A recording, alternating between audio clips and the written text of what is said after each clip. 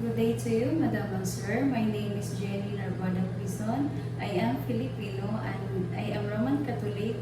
I have only one son. He is 12 years old and my husband is working as private security guard, and I am high school graduate, and I work as domestic helper here in Philippines, and my duties and responsibilities are cleaning the house, ironing and washing the clothes, and marketing, gardening, and car washing, and also cook dishes like adobo and sinigang. And I'm willing to learn how to cook Chinese dishes and also speak Cantonese language.